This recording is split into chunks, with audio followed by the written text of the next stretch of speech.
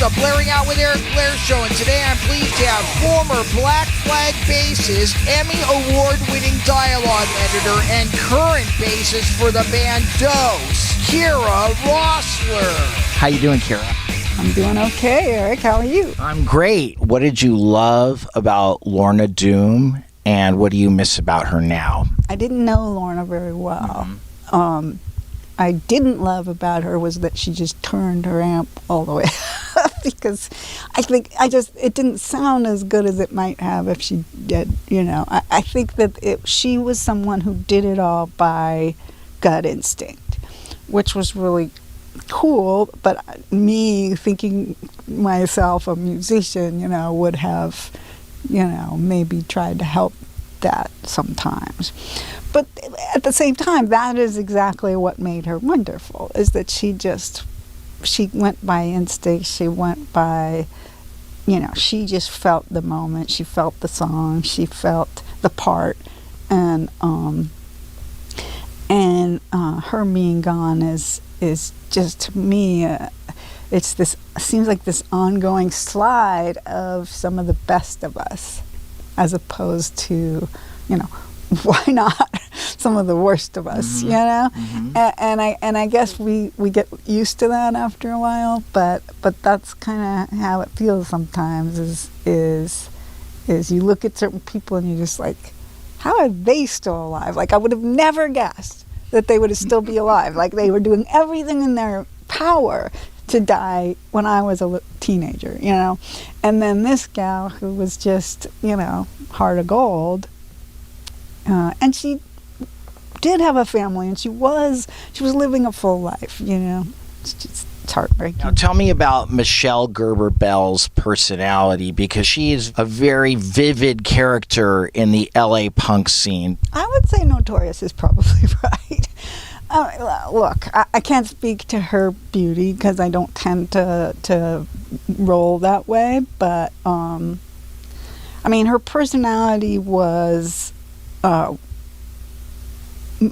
created by a very interesting mom and a very interesting relationship with her mom, and I think even before punk rock, she had this sort of really strong will to break against tradition, to break against rules, and to spurn things like morality and to flaunt sexuality. And we're talking about a girl who in junior high was making out with the hot guy in class while I was making sure I was getting decent grades. She's getting thrown out for making out with the guys. I hadn't even kissed my first guy yet, I don't think. She just she had a lot of sexuality in her that she was having to deal with at a young age. And I don't mean that that's a bad thing. I just mean I'm not sure she knew exactly how to use it to her advantage. She may have had a lot of fun with it. It seemed always a little bit sort of like she was kind of trying hard with it. And I loved her to death, but it was kind of like people who do everything for shock value in punk rock, it's like you don't have to try that hard. You're already pretty intense, But that being said, when she had more, during the time when she developed some strong relationships, like she was with Dick Stenny for a long time, and that, I think, stabilized her that way. And then, we were doing some music together, which also, I think, stabilized things in terms of she had emotional outlets. She was writing songs and stuff. So there was especially when you're young, you need this sort of, how do I anchor myself? Because I am going crazy with all of the hormones and all of the stuff and the bombarding of everything. And so if I don't have something to hang on to, I'm going to spin out. And I think there were times when she, was very grounded.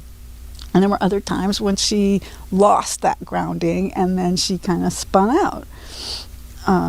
And her personality was such that I'm not sure she had an issue with spinning out.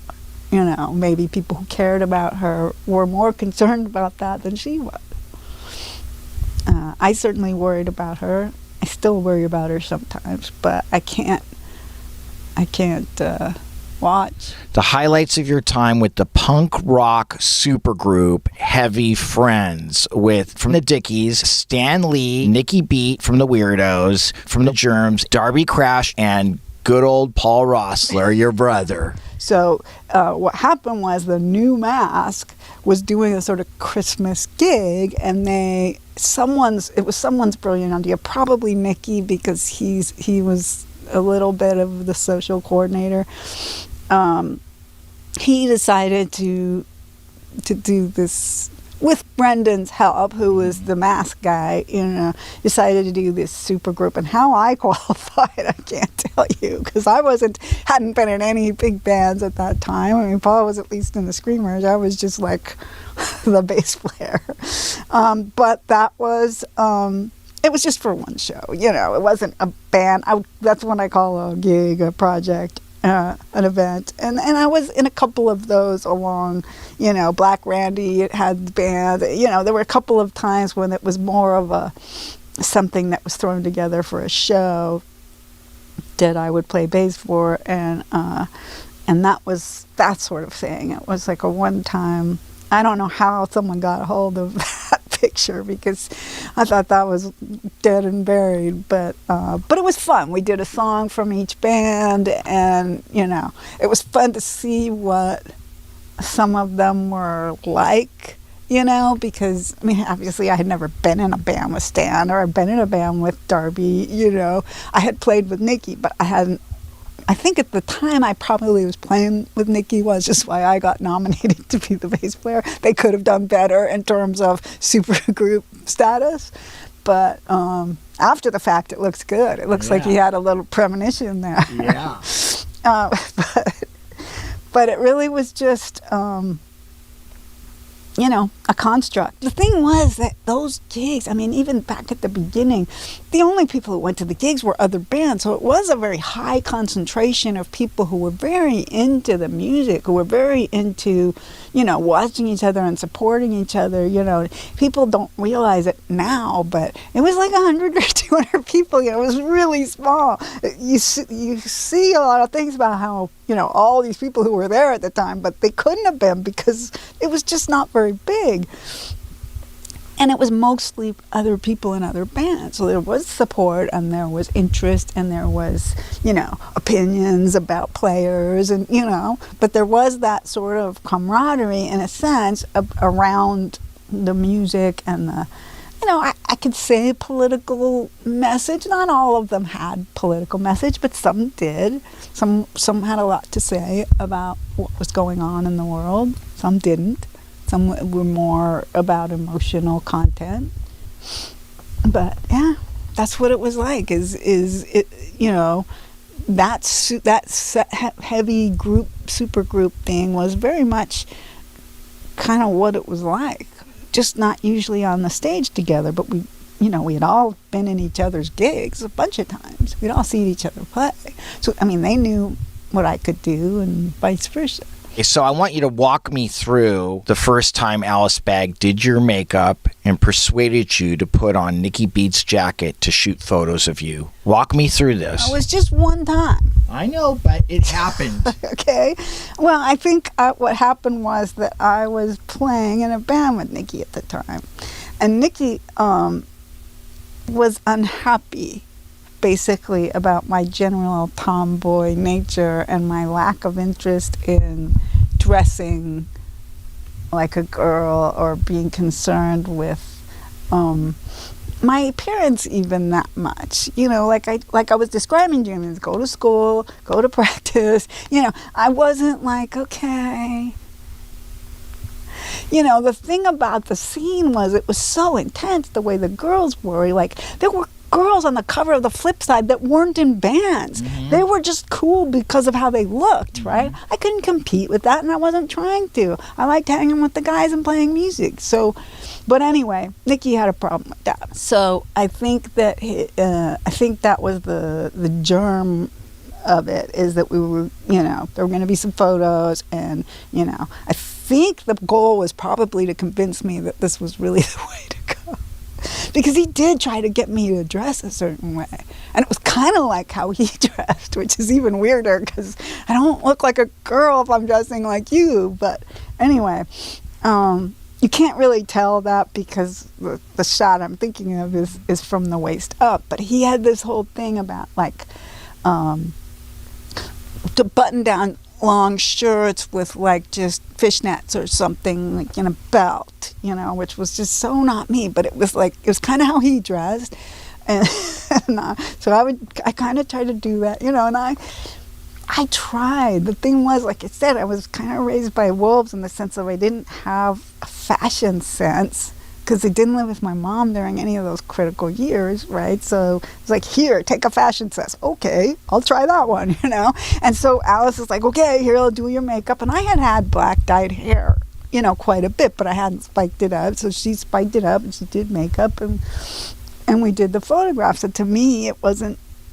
significant one way or the other. I thought it looked good, but it wasn't like, oh God, I want to look like that from now on, Geez, that'll get me the guys, It was just like, okay, gotta go to school, see you at practice, I just never had the energy and still don't. I came to care enough about my appearance to work my jobs, to play shows and try to look a little put together, but it's still, it's still not a high priority to me. What was your relationship like with Alice Bagg? We all watched each other's shows, so I saw the Baggs many times, and, we were acquaintances through the scene, and she was Nikki's girlfriend until she wasn't, but that was all. There wasn't, we always, I think, kind of looked up to each other from the standpoint of that she was such a strong woman in this scene. Like I told you, the attraction of seeing these strong women in when that wasn't something I could really relate to in my life was big. Now the bass player in her band was different matter. She was a little bit more Patricia hostile. Morrison. Yeah, she was a little more hostile. It felt like, and again, didn't know her very well, but I sensed a lot more hostility. But Alice tended to be friendly, to be positive, and but I never spent a lot of time with either of them. Yeah, I did her makeup too. Which one? Patricia. Yeah. Yeah. When she was in the Dam, she's beautiful. Well, yeah. I had a crush on her when I Was she hostile? She was not hostile. Okay. She was very. I always felt like it was about girls.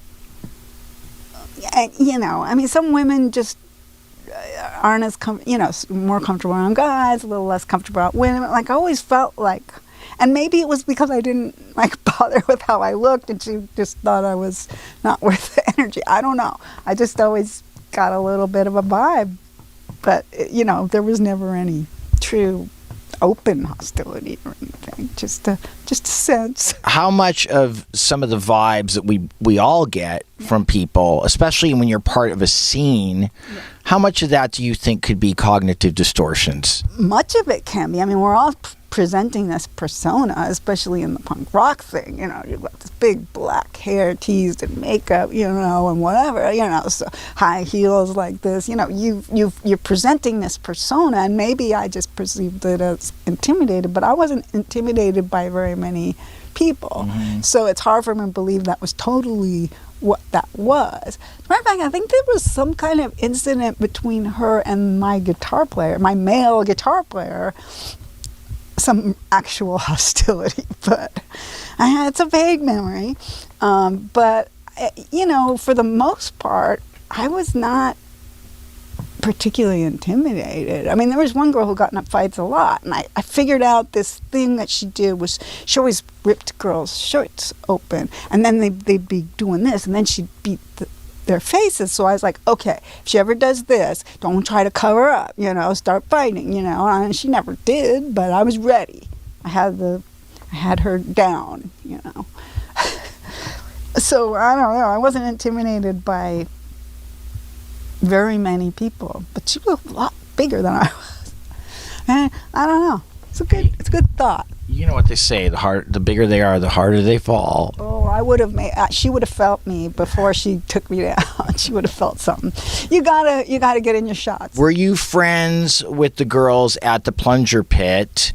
Helen Killer, Mary Rat, Trudy Argolese, and Trixie Treat. So, yes. I mean, I knew Trudy better because Paul was in the Screamers and stuff, so I would see her more with KK, so that was someone who I saw more often. Helen, because she started dating my brother during that time, so obviously I knew her well.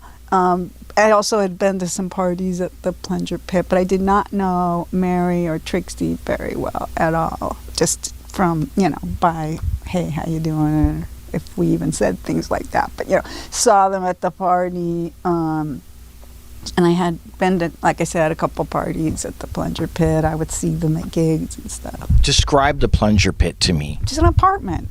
It's just apartment with some rooms where if it was a party, you'd have one room at least where a bunch of girls were making out. So tell me about Helen Killer. Why is she important to the history of punk rock? Well, she fits into the exact thing I was talking about earlier, where she was famous and she wasn't in a band because she was made up. She had this, presentation. She had this front, if you will. She was intimidating. She was, she looked like someone you didn't want to meet in a dark alley, right? So she created this persona that was kind of famous before you met her.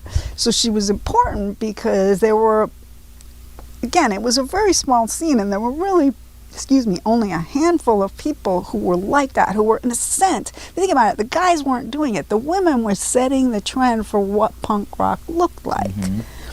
And then the guys would sort of try to keep up, So, that's her. Her and others, but that's her. I mean, very much out in the forefront of designing and creating looks that, people sank their teeth into in terms of what that look was. And she, had the personality to stand behind it too, So I think she's very important. Did you go on the trip with her to San Francisco to see the Sex Pistols? So I'm not sure who was in the car. She may well have been in the car, but we went with, my band at the time. So it was the Wax band at the time. So it was I Am a Man. It was Paul. It was Glenn. And it may well have been Helen and myself. I think Geza was with us too. And we went up to Winterland to see the Sex Pistols play. And the Avengers were opening, one of my favorite bands. And I wish I'd have seen more of the show.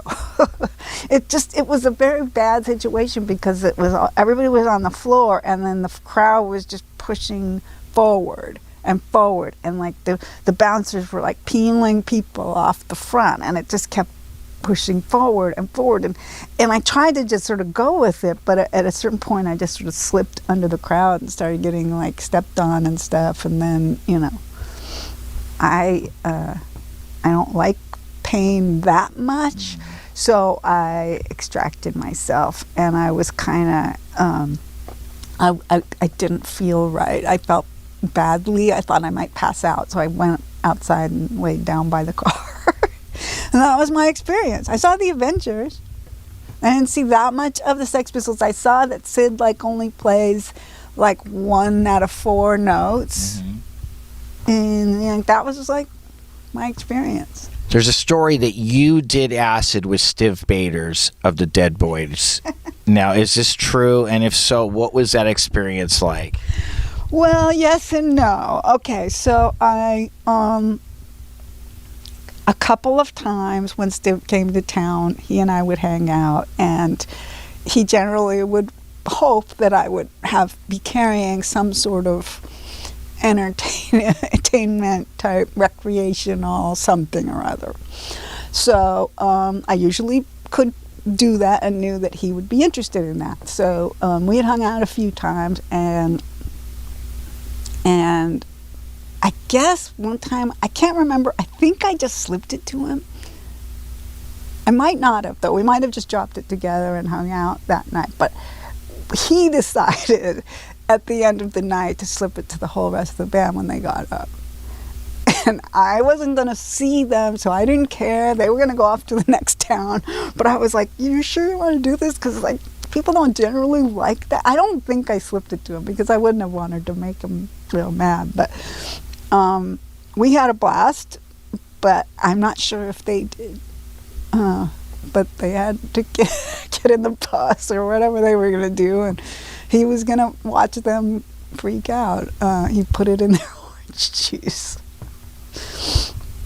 Look, people, personalities, lots of personalities. I always feel like it's an element of youth. When you're young, sometimes you just are willing to explore life in a way that once you get older, you're like, I don't know if that's a safe thing to do. Well, the funny thing is that in a sense, there were adults. I mean, some of us were really young. We're the teenagers. He was part of the a little bit more adult. He was. There were some, looking back, it was a little bit like, hey, if statutory rape was the kind of thing now, like it is now, there were a lot of people who would have been in trouble because there were kind of different layers of age groups and everybody was kind of hanging out together and that just wouldn't happen, I don't think, today for obvious reasons. I'm not saying it's a good thing, but back then, it wasn't really enforced, But he was not just a kid then. He's at least easily in his 20s, which I was not. So that being said, I think when you're on the road with a band, there are aspects of being on tour which are boring, or to some people are boring, right? You're just going to ride for a while, and then you're going to sound check, and you're going to wait for the gig, right? So you have this big day ahead without really having to do much. So that could be one way to fill your day. Since he's a punk icon, CBGBs, the whole 9 yards, tell me about his personality and what made him great. Well, I mean, he was a really fun performer, for one thing. So he had this persona, and then personally, he was a lot of fun. He was funny and fun, and he wanted to have a good time, and he didn't have a lot of hang-ups. Let's just say, he's like very experimental and like, oh yeah, well, let's just, break into this construction site on acid and like we'll go like hang from the rafters, like whatever. Like anything kind of went, very lack of inhibitions kind of guy on the personal side. And then he goes and has this sort of very focused performance aspect, and that's and look, let's face it, I didn't know him well. I just I got a chance to spend a little bit of time with him in the sort of let's just goof off, and then I got to see him perform, and in those contexts it was I felt like I learned a lot. And I was, just crushed when I found out he died so young. You wanted a blue Rickenbacker bass because Charlotte Caffey of the Eyes had one. Yes, I already had played a blonde Rickenbacker because when I borrowed the bass, when I first started to play, this guy who had one, who lent me it, was a blonde Rickenbacker. So I got used to playing a blonde Rickenbacker. He eventually sold it to me, and it got stolen. And when it got stolen, that's when I said, oh, Charlotte always had that really cool blue one. Now, I couldn't afford it, so I bought this crappy Bender Mustang, and it just made me miserable every day until I borrowed some money from my dad and bought the blue Rickenbacker I wanted. So I had already been playing Rickenbackers. It was just the blue one that was I just thought it was a really attractive bass. The Go-Go's practiced at the Mask. You were there for that. Sure, I was in the band I was in the room when they decided to make a band. And tell me about that experience. Sure, they wouldn't tell you that. Anyway, it was like, okay, I'll play guitar and you play bass. And look, wonderful ladies, and they wanted to do like what we all wanted to do, was be in a band. You know, I of course was a bit snooty and was like, I'm a musician and you guys don't know what you're doing, but I didn't say that. I just was like, okay, why is Charlotte not playing bass? That's weird. She's the only one who knows how to play, but she doesn't know how to play guitar. You know, so there was judgment there, and I didn't say anything. And then, you know, they started a band and learned how to tune their guitars, and as far as I know, got better at tuning their guitars, and, you know, and became players. You know, it's hard to start a band with, you know, without the fundamentals, you know, signal flow, blah, blah, blah, you know, some of the basics you gotta have. So in that way, I saw it as a, trying to hit the ground running without some of the basic skill sets, but they figured it out. Did you see them live? Sure. I mean, in the early days, they were just playing at the Mask and, you know, the same clubs that everybody else was playing. There wasn't a lot of places to play. The Eyes. In Anaheim, Disneyland. Yeah. Okay. What? Yeah, is that really? That was one of their songs? Disneyland. Yeah. It was a single. Disneyland. Today they would have been sued. Now, do you still enjoy listening to punk rock music? I don't go out to a lot of shows. I often, what I'll do if I want to check out something new is I'll ask my nephew or someone else, or my brother, or someone who's, you know, being exposed to newer stuff, so that someone can say, hey, check this out or check that out, because I just don't hear about stuff unless someone says, check this out. So now you've told me.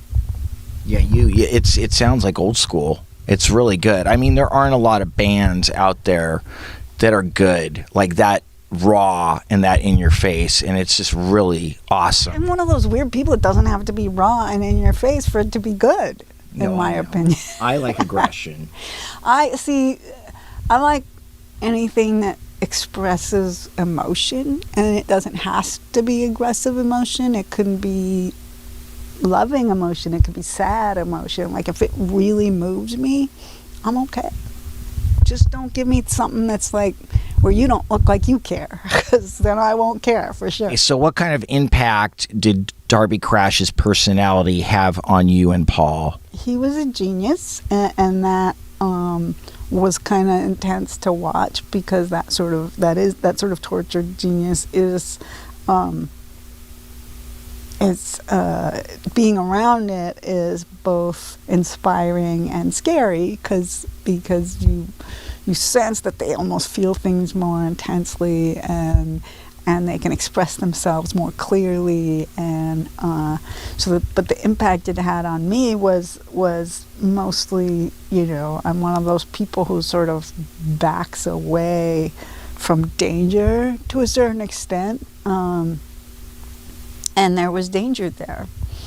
You know, I loved watching the Germs perform. I loved him, and yet there was a part of me that was afraid of what would happen to him.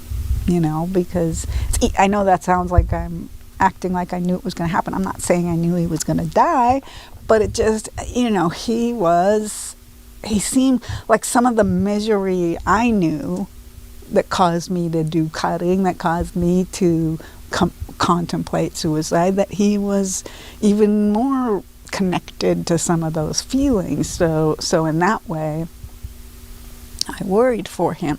So the impact while we were together was a certain amount of concern, and after his death, it is in a sense a cautionary tale about the brilliant people in your life, and maybe taking the time to be there that last time that I chose to go home, because he said, hey, come hang out. And I said, no, I gotta go home. I got school in the morning. And then he died that night.